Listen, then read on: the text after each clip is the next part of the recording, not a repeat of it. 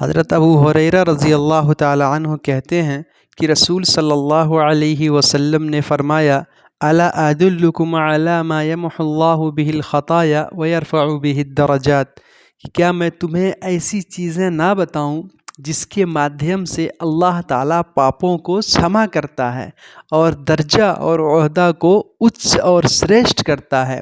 صحابہ کرام نے کہا، اے اللہ کے رسول ہمیں ضرور بتائیے۔ تو رسول صلی اللہ علیہ وسلم نے ارشاد فرمایا، اسباغ الوضوء علی المکارہ،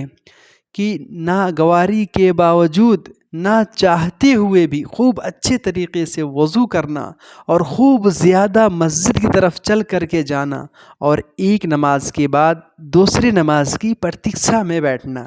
یہی تو اللہ کے مارگ میں سیما سرکشا کے طرح ہے، یہی تو جہاد میں، دھرم یدھ میں سیما سرکشا کے سامان ہے۔ صحیح مسلم حدیث نمبر 587۔ حضرت عثمان بن عفان رضی اللہ تعالی عنہ ورنن کرتے ہیں کہ رسول صلی اللہ علیہ وسلم نے فرمایا، من توضأ فاحسن الوضوء خرجت خطایاہ من جسدہ حتی تخرج من تحت اظفارہ، کہ جو بھی بندہ وضو کرتا ہے اور اچھے طریقے سے وضو کرتا ہے تو اس کے شریر سے پاپ نکل جاتے ہیں، بہہ جاتے ہیں، سماپت ہو جاتے ہیں، یہاں تک کہ اگر اس کے ناخن کے نیچے بھی کوئی پاپ ہے تو وہ بھی پانی کے ساتھ بہہ جاتا ہے، نکل جاتا ہے، سماپت ہو جاتا ہے۔ صحیح مسلم حدیث نمبر 578۔